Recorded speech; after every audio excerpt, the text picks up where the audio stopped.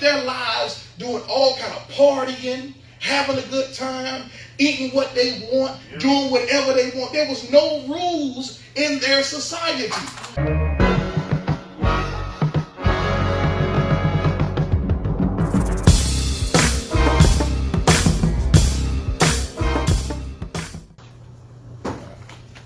And last week I started teaching a lesson, a series, and this year is the theme for BOOM as a whole is being or becoming like Christ or Mashiach, right? Last year the message, the theme was the gospel, the Torah, preaching and teaching that and advancing that. That's still on our agenda.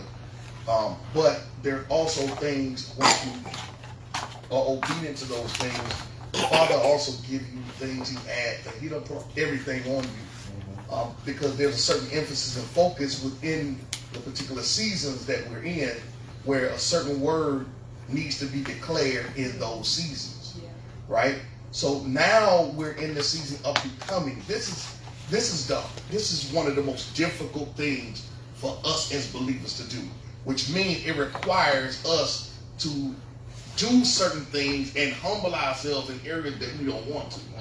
This actually deals with more of crucifying our flesh, more so than anything, and becoming like. Now, when you start thinking about that, man, hold on, you start thinking about what did he do? Some folk beat on him, spit at him, and he kept his, he was humble. People asked him, called him all kind of Beelzebubs and everything, and he was not reactionary. He was always responsive. He was always responding a certain kind of way. But he wasn't reactionary. Because this blueprint of becoming like him is possible. But the thing is, it's not an enforceable thing. You have to want to become like him. That's right. And this is the thing that's going to be attractive to people. You want to draw people, you want to win people. It's never the outer expression or the thing that you wear outside. It's the thing that is on the inside of you that festers and permeates out. You ever see somebody, you walk past somebody like, man, it's an alcoholic, and they drink a lot, and like, man, no matter how many times they take a bath, it just seep out of their pores, right?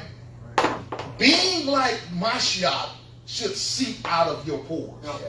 Like when you go into places, no matter where you go, your job, friend, wherever, it should be an odor. It should be a smell, a sense of something that you've been with the master. Or that people should know that something different about you. There should be something that says that without you having to declare and open your mouth. It should be when you come into a place that people notice and change something different. You're not like everybody, right?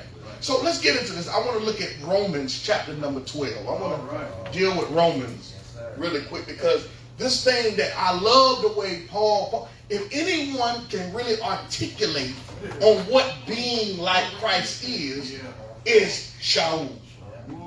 Right? So Romans chapter number 12, I need to read it. Romans chapter number 1, let's go ahead.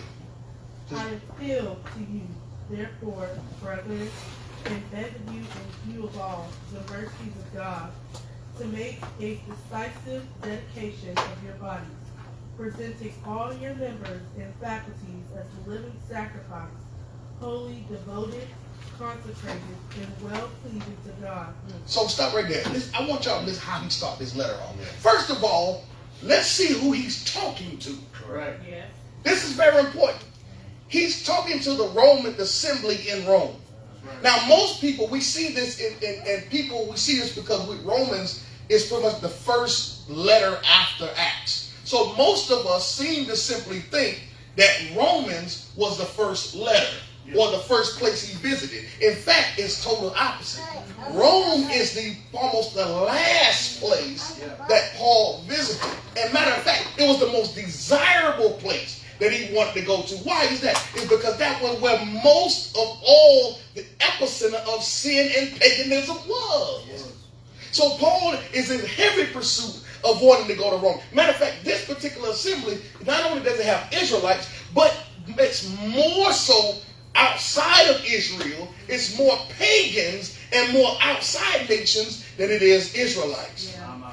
The assembly is pretty much led by Israelites, but the congregation is mostly filled with pagans and non-Israelites. Now listen to what Paul is. Look who he's talking to. He's talking to people who's never been given the law. Right. He's talking to people that Israelites never hung around.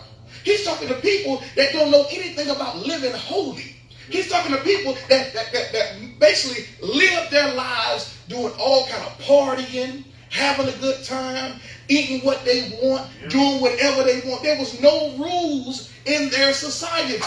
And yet now you have one who is more qualified than any other Israelite to have this conversation about presenting themselves. Now look what he says. He says, I beseech you. In the KJV it says, I beseech you. Now when you look at that word in the Greek, he's begging. That word means to beg. Yeah.